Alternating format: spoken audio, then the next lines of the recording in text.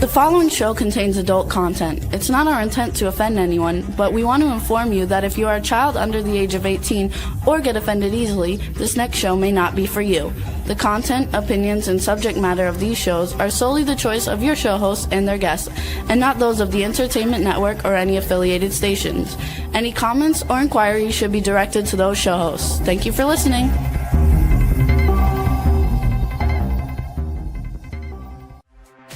Hey everyone, and welcome to 50 Shades of Bullshit. I'm your host, Christine Lalonde, and this is the podcast where we uncover the truth about online dating. Now let's begin.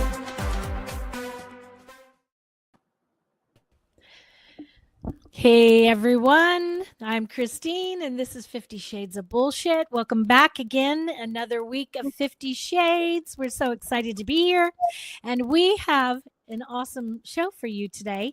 Today we have Kara McCulloh. Is that how you say your name, Kara? Yes. Awesome. Well, let me tell you a little about Kara before we get started. She is a somatic pleasure coach and registered sexologist. She supports women and female identifying people reconnect with their bodies, reclaim their desire, and experience pleasure and intimacy that feels safe, alive, and fully their own. With a trauma-informed holistic approach, she guides clients to release old patterns and step into a more confident, embodied, and authentic way of being. Now that, to me, Kara, sounds like a superhero bio. Thank you. Well, welcome to the show. I'm thrilled to have you. So thank you.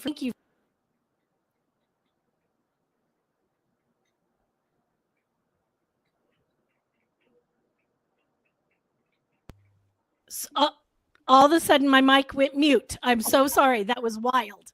Okay, we're starting off today with a bang. Actually, it's raining here in LA, and anybody who remembers any show that happens during time when it rains in LA, there's always technical difficulties. So bear with us today. We are always just winging it by the seat of our pants around here. So, Kara, tell us a little about how you got started in this type of work. So I actually worked retail for the majority of my career. Okay. Very different kind of pivot. But the quick version of how I actually got into it is after I split up with my son's dad about 10 years ago. Sex was kind of something that I just wanted to explore more of. And in that relationship, there wasn't a lot of exploration or, just learning new things, different things, Girl, I feel that. Yeah.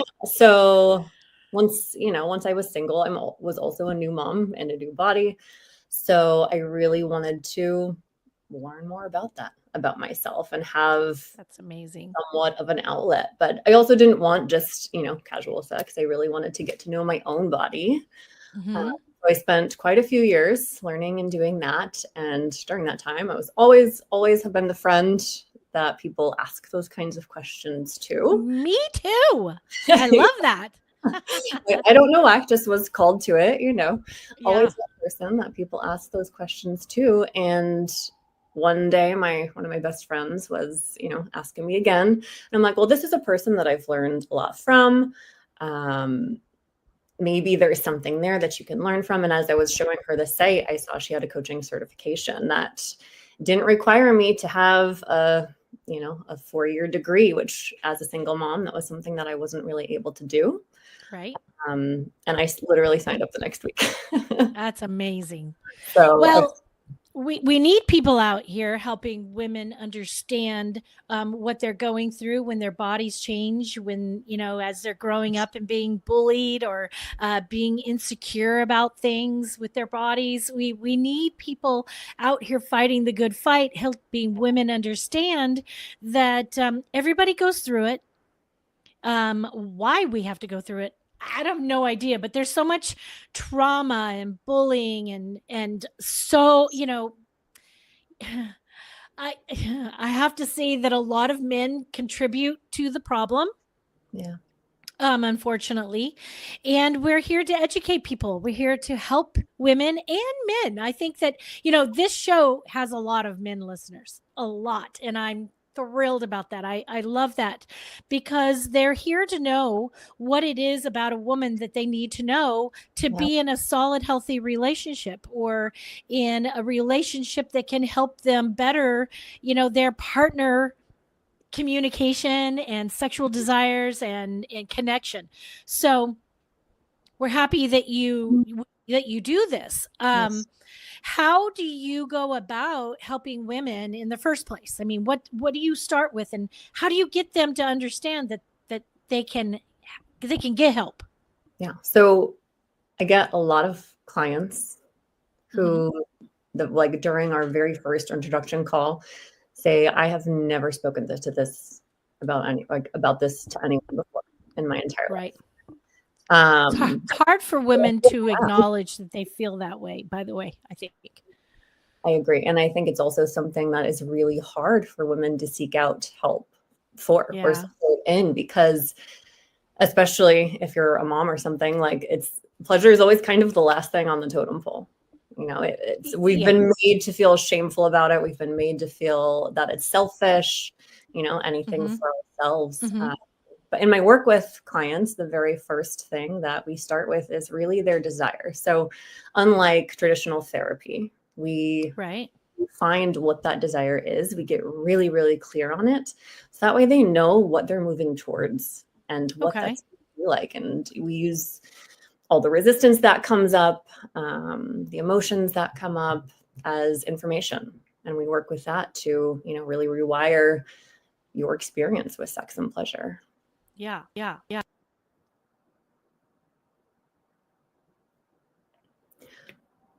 We lost your mic again, Christine. It's Mercury retrograde, so, everything is going to go wrong.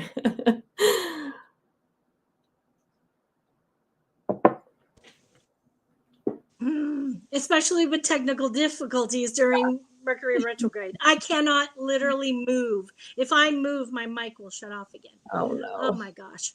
Okay, so when I go back and forth between my questions, I might not see that I lose my mic. So let me know if I do, because this is a pain in the patootie today. Yeah. So what I was going to say is, what do you think is the biggest source of body-related shame and insecurity in girls, in women? Like what it comes from? Mm-hmm. What do you think it stems from? A lot of religious upbringing, I think. Thank you. At least in the United States, just what we were originally taught about sex. There's such minimal sex education. And I do think things are getting a little better. Yeah. But, back when we were growing up, it was slim to none. And I myself was homeschooled. So there really wasn't anything at all other than, my friends were talking about or through movies. Yeah, religion is one. Society, the way that sex is perceived, especially as a woman. But it's really such a combination of so many things, and each person's experience is so different that it's hard to say, like, this is the main thing, this is the one cause of it. I personally think that religion has a massive part of it, because you can't escape that, because most people are raised in some form of religion, and it's them as they grow that either pull away or don't believe or whatever. But this country was literally freaking founded on Puritans who didn't believe that sex was for pleasure at all, that it was for procreation, and that was it. And the shame that has been carried down hundreds and hundreds of years is just fucking ridiculous. And I think we're somewhat of a revival of that now too, in a way. 100%. 100%. Yeah, I totally agree. How do you think that when we talk about body image, because that's really what we're talking about a lot with women, is their body image, and actually, how do you think it shows up? Do you think it physically, when someone feels disconnected or insecure? It can very much show up as physical. there's different conditions such as like vaginismus, like your muscles in your pelvic floor will literally tighten and not want to open. I see in myself personally, I think it showed up as also a tight pelvic floor, but which caused chronic UTIs for a really long time, and infections. I see it in other women. You know, it's such a varied experience. Like, you might hold it in your hips and have tension there and not be able to, you know, really open in that way. I carried mine in my back. Yeah. Yeah, I had chronic back pain from 16 on. And, you know, it wasn't until I started personally healing in my journey and, you know, releasing that stuff, and then actually going to somebody, a doctor wise, like I have a back specialist, that I did have injuries that helped me with the injuries at the same time that I was releasing trauma. Yeah. So in my mind, it kind of went hand in hand together. It absolutely can. And, you know, even if you don't necessarily feel a physical ailment of sorts around that, it can also show up as numbness. It can show up as not feeling anything at all. Yeah. Emotionally numb. Is that Both, what you're saying? Emotionally and physically. Oh. Yeah. It can lead to, like leading to not feeling much during pleasure, like lack of orgasm, lack of sensation, because your body's just shut down. Well, you know, I'm glad you mentioned orgasm, because I really believe that, you know, with the shame and with the idea that we are here to procreate, to have children, and populate the world. Why that's so fucking special, I don't know. People will always have babies. Why we have to push that so hard is beyond me. But this is the thing. When we're pushing those things, you know, men don't always, especially growing up, know how to pleasure a woman. They don't know they don't know where her erogenous zones are. They don't understand a woman's body, and neither does a woman, because a young girl is taught that masturbation is shameful and wrong, and it is not. And it prevents them from even really kind of exploring who and what they are. When my youngest daughter was 15, I sat down with her and I talked to her about, you know, sex and stuff. And I said to her, listen, you can't really know how a boy or a man can pleasure you until you learn how to pleasure yourself. Yep. And I said, you need to experiment. Touch yourself. You know, if you want a toy, I'll happily get one for you. If you know, whatever you need, there's no shame here.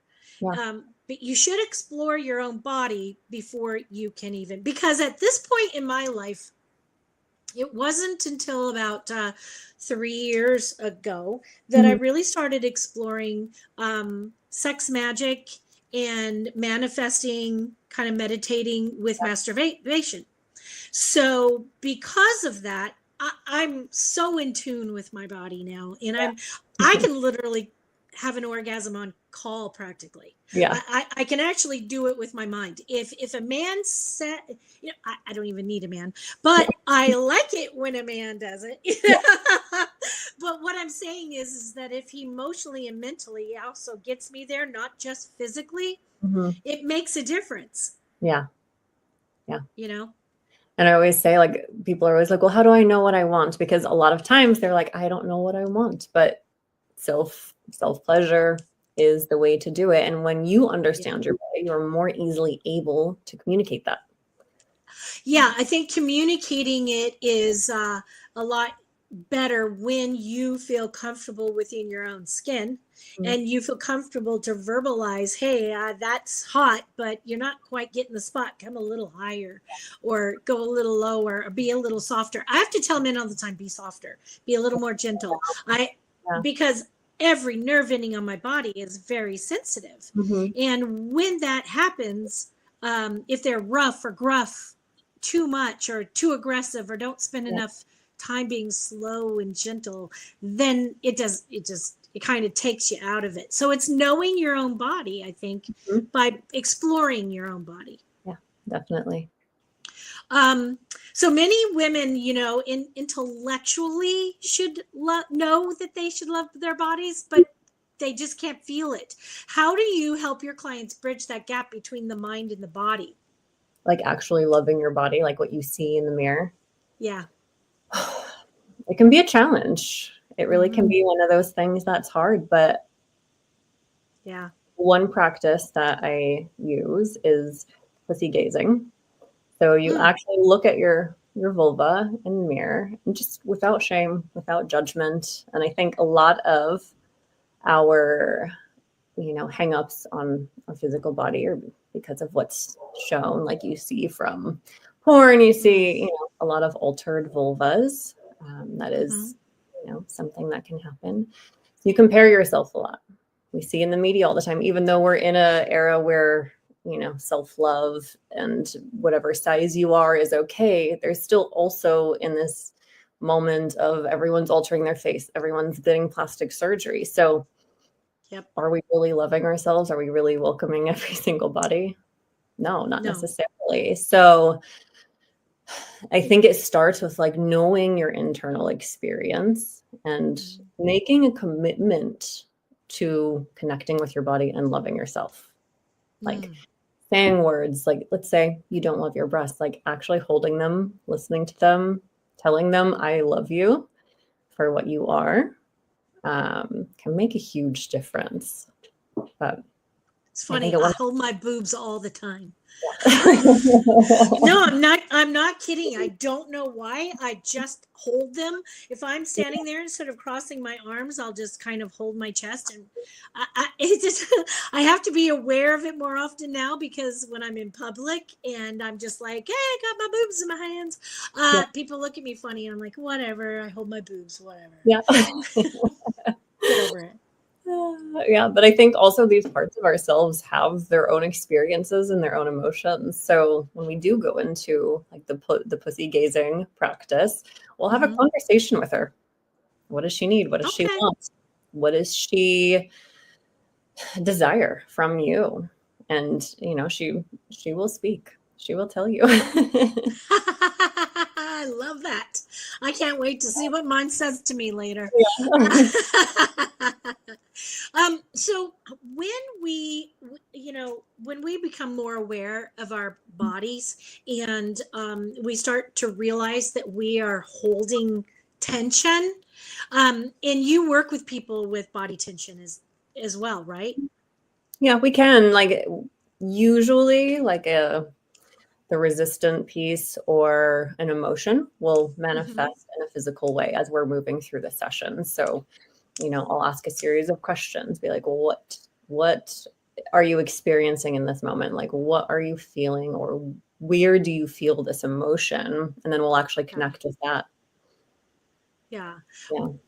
I would love to go back to when you were saying, feeling numb. So, a lot of women, like you said, feel numb and feel pressured. They feel guilty. How can we understand our body? How can we tune into figuring out what our bodies are trying to tell us? If it's feeling numb. Yeah. I think it's slowing down and incorporating your breath, just being present. Slow, gentle touch is always a really good way to just begin. So it doesn't even have to be sexual. It can just be like, just noticing what this feels like. Being really hyper aware of that experience. Right. Yeah. I love that. I have another. So, okay. A lot of it is just being in our own heads, right? And so before intimacy, how do you think women and young girls can get out of their heads and become more understanding of their own selves before they become intimate with somebody else? I think it's that one-on-one connection and presence, and knowing what it is that you want, like knowing your body, knowing that you're a yes to the pleasure, or knowing if Mhm. you're a no in the moment.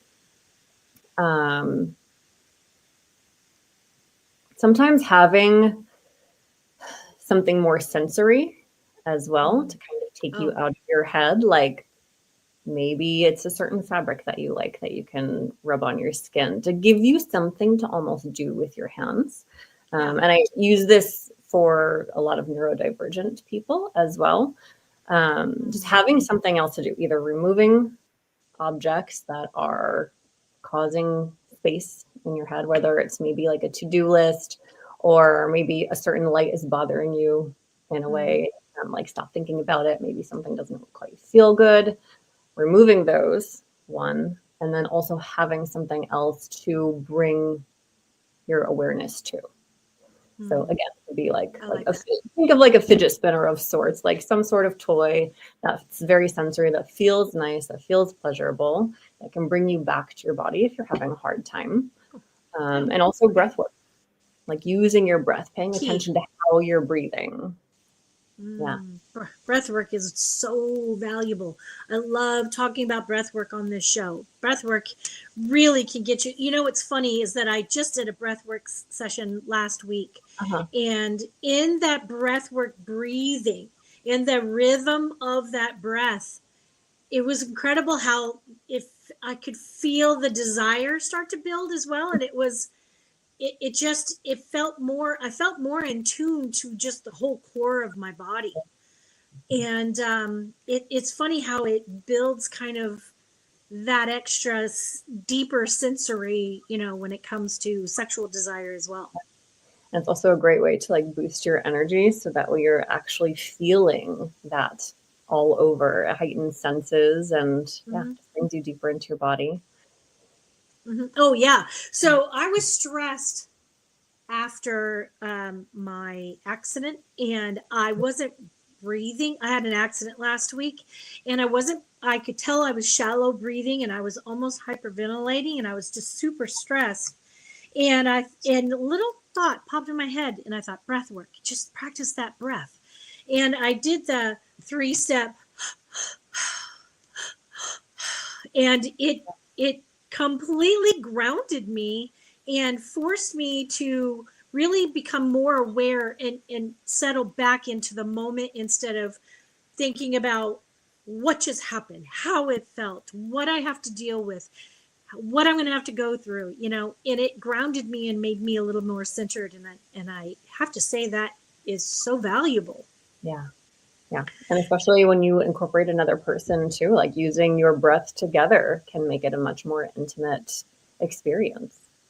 Yeah. When you do any kind of practice for tantric practice or connected practice, like sex magic, even when you do sex magic with a partner, you're breathing together.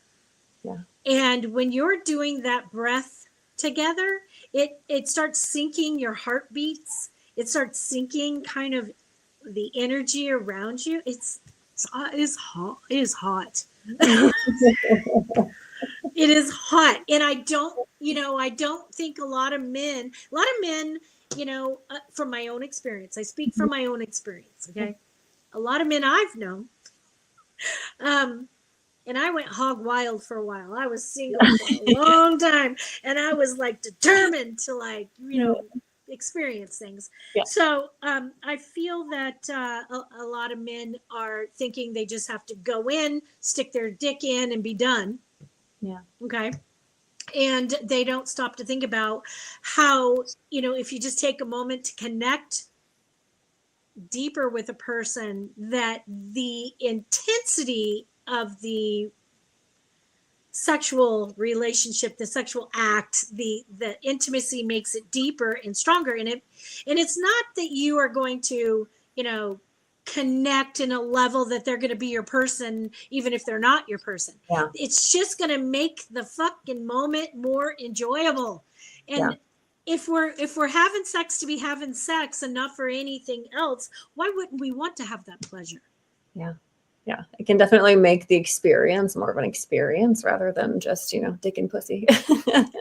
Exactly. And I find that a lot of it in the past was very unfulfilling.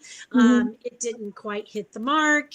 After a while, I was like, ugh, no, thank you. I don't want any more of any of this. But I find that when I start connecting with my breath and I do my own sex magic and I take my time and take my time picking somebody to have a sexual relationship with or a moment with. It doesn't matter whether it's a moment or longer. It's so much more fulfilling. Yeah, I agree. And you'll find that you have better sex. Like, I don't remember the last time I had bad sex. Really, I don't. Well, I kind of do. Like Yeah. A year ago, I thought it'd be fun to go out with someone who was significantly, in age, like early 30s, and he was cute, and he was, whatever, and he was way into me. It was just awful. It was awful. And no matter how much I practiced, no matter I breathed, no matter where I tried to get my head, it was awful the whole time. And I was like, okay, I think we need to take a new approach on this subject. Yeah. I do find that, the reason why a lot of us disconnect is because of trauma. With women, it could be childbirth. It could be stress. It could be a long-term relationship and you're not being felt like you're desired or wanted. Maybe you're needed as a mom or a spouse, but you may not think you're needed, as a sexual partner. Yeah. And I think a lot of that can cause a lot of issues with that sexual intimacy. Yeah, it's really hard after having a child to be able to see yourself as both like this sexual being and a mother, especially if you're breastfeeding at the same time too, because your body's like not necessarily there just for pleasure. Right. You're all of a sudden have to take care of another person with your body. You're and the love that you feel as a parent and the protection and all these things that you feel with your child, it's really hard for women to separate that from their feelings they're supposed to have for their spouse, especially if their body is hurting and their body is significantly changed after childbirth. You don't bounce back real fast. Yeah. And if you're doing all the caretaking too for everyone in the family, even if you have your own job, it's an added layer of like, I'm physically here to do XYZ, this whole laundry list of, things that women do. Yeah, I think it's important to try to really step back and remember that self-care is the most important thing. Yes, taking care of your home and your children and your job and all these fucking things that they pull us in all these directions to do. I think that women need to understand, girls, women, whatever, that when they stop and take care of themselves first, then it's much easier to take care of everybody else because we don't feel like we're getting anything back. We just think we're giving and giving and giving and giving, and we don't feel like we're getting anything back. And I think that when we show everybody else that we value ourselves too, then the value starts showing back up from others. Yeah. You always say it's easier to give from a full cup, right? That's the quote. Yes. Yeah. I always like to use the analogy that you when you're on the plane and it's going down and the masks come down, you can't help other people put their fucking masks on until yours is on because something could happen to you. And it's important to put that first and then take care of others. And people need to realize that they need to do that. Yeah. And it makes a big difference when you're trying to figure out what is going to make you happy. If you don't know what's going to make you happy, how can other people make you happy? If you don't know how to love yourself, how can other people love you? So that's how I see it. And it's the same thing, I think, with pleasure. If you can't learn how to give your own pleasure to yourself, then how can somebody else know how to please you? Yeah. Especially all bodies are so different. We all have different experiences. We all have different likes and, flavors of what we want to experience. So we can't expect our partners to be 100% knowing what we want all the time. Mm-hmm. I remember that you had said before the show a couple days ago, you were going to do some kind of like really cool breathing thing with us. Yeah. I want everybody to hear about this. So if you want to, I can, walk you through the actual meditation. Yeah, let's walk everybody through. Just to connect with your body a little bit more and listen to what it wants, because I think so often, we can think we want something and, maybe we explore that and it's maybe not necessarily for us. But when was the last time you actually slowed down to listen to your body and be like, yes, this is it, or no, or maybe even a maybe, but maybe I need a little bit more time or something else to get me to that yes. And I think this is something that you can use with a lot of things, like learning, like especially in learning your boundaries. I think especially in dating, we can push ourselves into things that we don't want. Yes. Or in relationships in general, we can push ourselves into saying yes to something we don't want because we think it'll make our partner happy. Right. But in turn, that's just going to make us more resentful or make us not want to be intimate with our partners or, Yeah, I agree. So, yeah. So if you're ready. Yes. So what do you call this? I don't know if I necessarily have a name for it, but it's, a mixture of pleasure organ breathing / womb breathing, pussy breathing. Okay. I love pussy breathing. I almost titled the episode Pussy Breathing, but then I was like, and then and then later after I didn't, I thought I should have just done it. But whatever. Yeah. It's pussy breathing time, people. Here we go. So it'll be a little bit more meditative. So if you, want to get comfortable, get in a spot where you're able to just, drown out the world around you and be present with yourself. If it feels right to close your eyes, to drop in even further, you can do so, or just find something to look at in the room that's gentle and friendly and feels safe. And I'll have you put one hand on your heart, one hand on your lower belly. And as you're sitting there, just notice how you breathe. You don't have to change your breath, just to become aware of your breath in your body. Notice the temperature of the air that you're bringing in. Notice where that air is going. Is it filling your lungs? Is it filling your belly? Can you feel your chest expand as you're breathing in?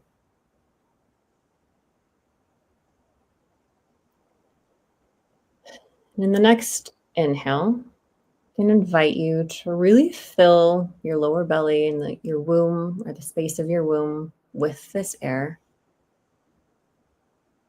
Just making that physical connection to your body.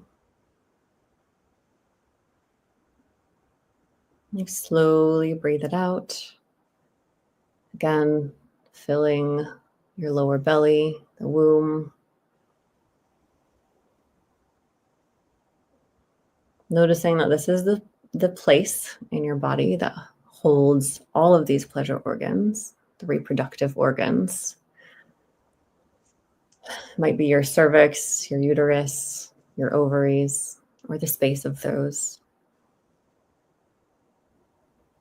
And in your next inhale, I'm going to invite you to breathe in as if your vagina were opening and taking this breath all the way up through the vaginal canal into your womb space.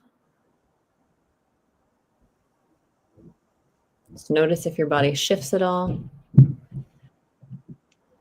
Notice if there's any sensations that come along with it. If it helps you to make that connection a little bit easier as you have that inhale, you can very gently squeeze the opening of your vagina. And the exhale, soften and relax entirely.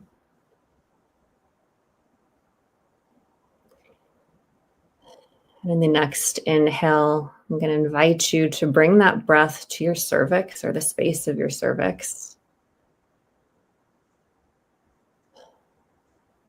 Bringing love, attention to this part of our body that maybe we've never brought love or attention to outside of a medical perspective.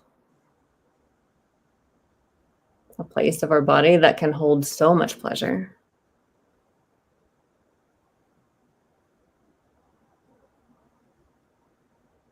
As you exhale, you can soften and relax. And then the next inhale, invite you to bring that breath up through your vagina. Again, as if it is inhaling and taking in this air and sending it to your ovaries. Again, bringing love and awareness to this part of your body. Whether they're still there or not, you can feel the energy of them, knowing all that they do for you. Exhaling and softening completely. In your next inhale, I'm going to invite you, if it feels right, and you can ask your vulva if it's okay to touch her. And just simply cup your hand and place it over your vulva. Making that connection to this part of your body that, once again, can bring you so much pleasure. Part of our body that maybe we tend to neglect or don't always listen to, or maybe we love her and we give her all the attention she wants.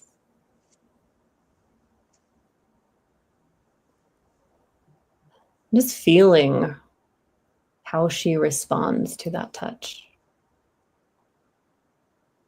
And if she doesn't want to be touched, that's okay too. You're going to honor that. You're just going to bring your awareness to it.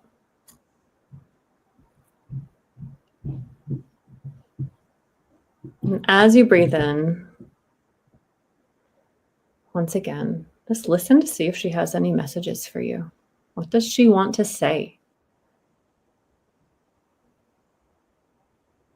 How does she want to experience pleasure? What does she need from you? What does she desire from you that you can give her?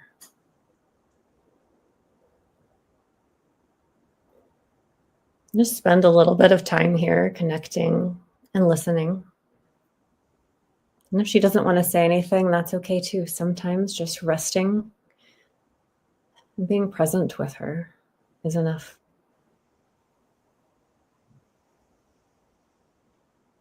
Again, noticing if your body is responding to connecting with her in this way.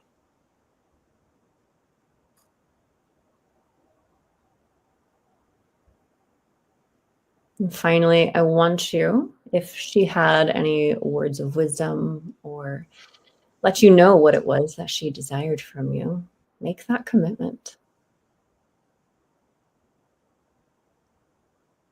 Again, bring love. Tell her you love her. Tell her she's beautiful. Give her all the compliments. I love that. Yeah.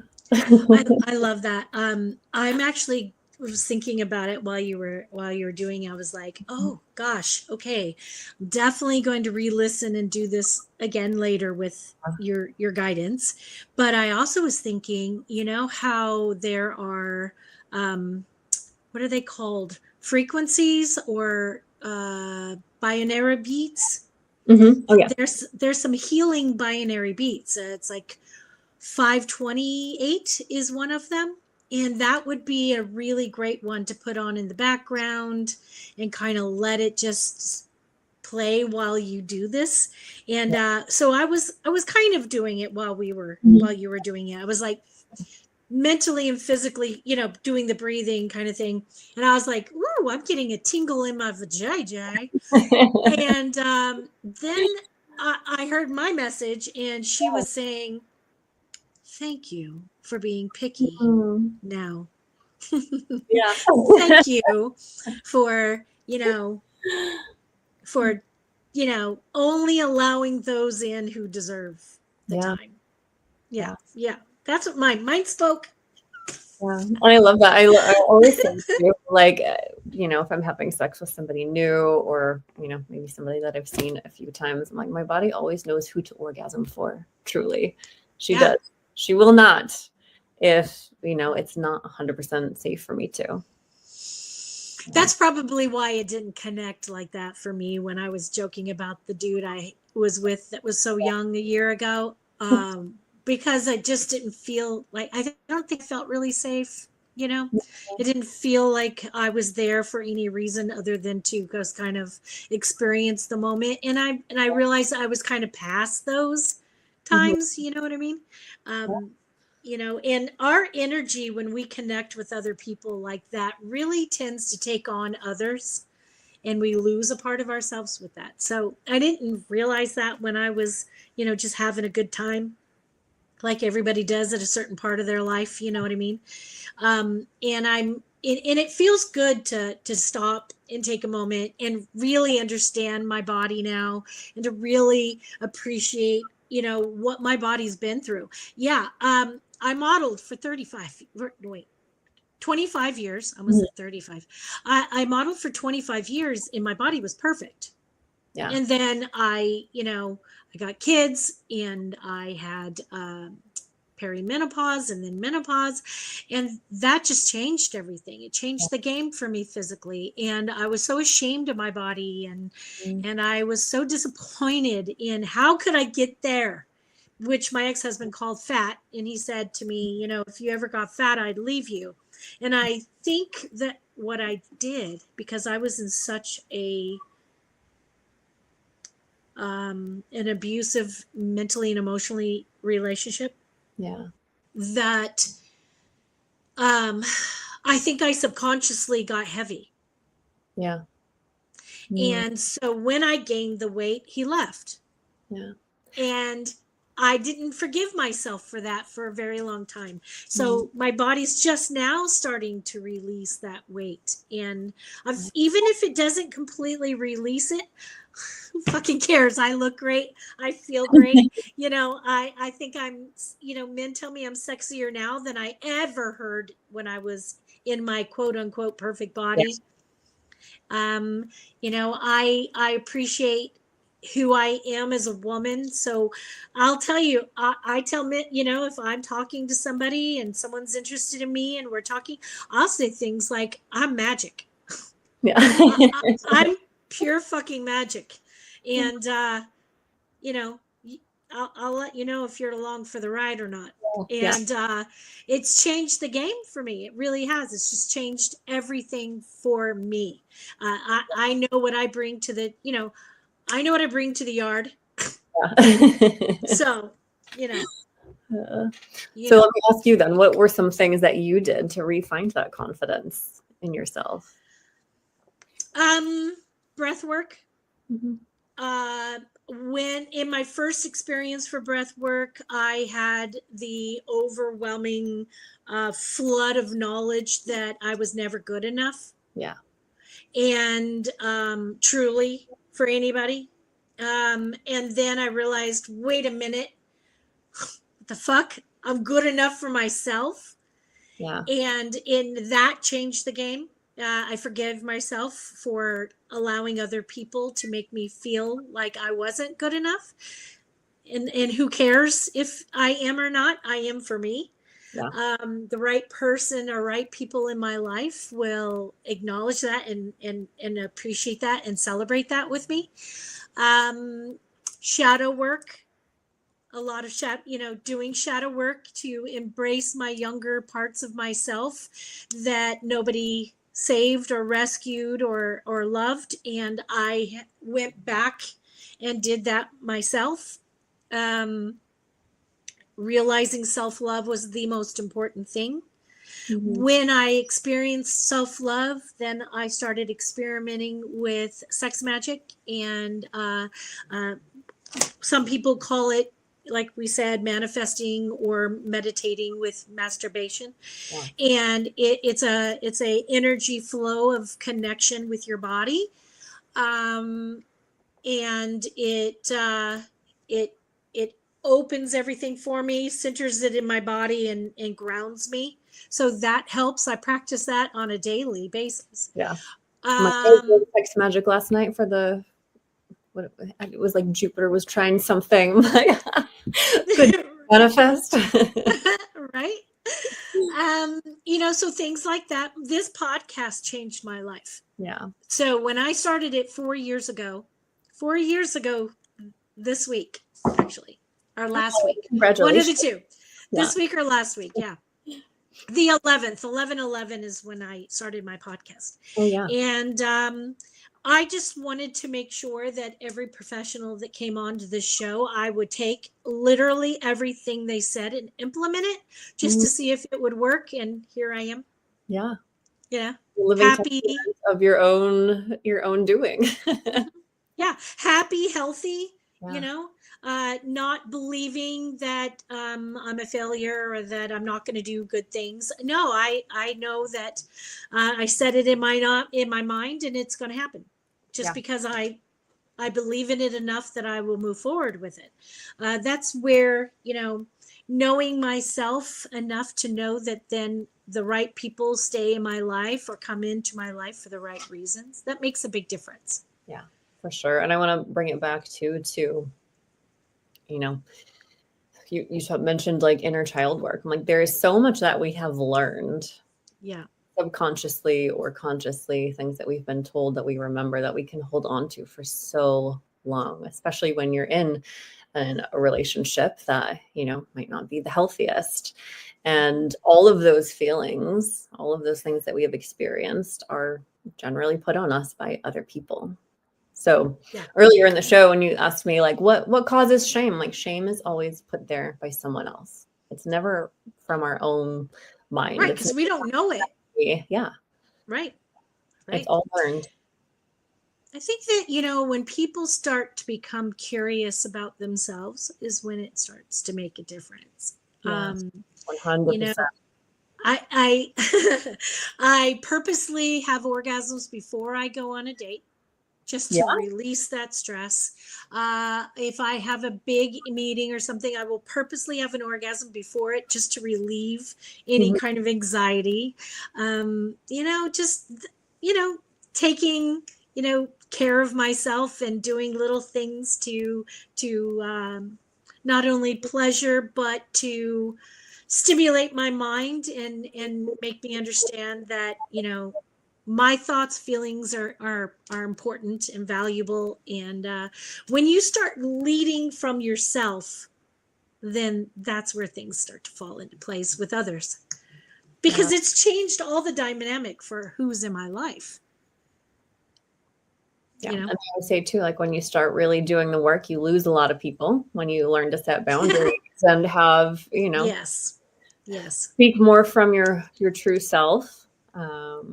Yeah, I know I lost a lot of friends when I, initially started this journey, but now all my friends are truly, I've never felt like I fit in with them more. I've never felt like I belong more. Exactly. It's beautiful, isn't it? Yeah. So, are you, what's your knowledge on setting boundaries and all of that? That's definitely something I work with clients, because it's a huge part of intimacy is, and a lot of that, again, is knowing what it is that you want and having the confidence to be able to say it and speak it.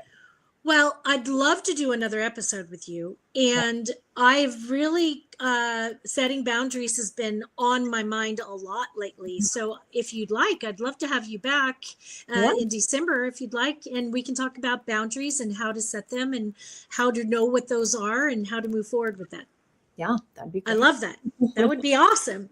Well, I really appreciate you. You're such a beautiful person, inside and out. You're just, you glow, and I love that you help women and women and young girls and women just really try to discover, how to have that sexual intimacy, not only with themselves first, but then to build it with others. I love that. It's beautiful.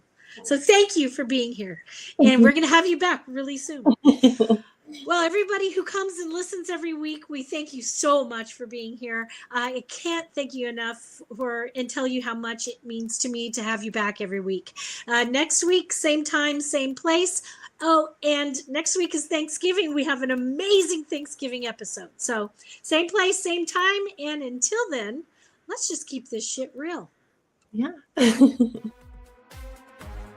If you enjoyed this episode, please share with your friends, like and follow us on Instagram at 50 Shades of _bullshit and Facebook at 50 Shades of Bullshit. Thanks so much for listening, and we really hope to see you again next week.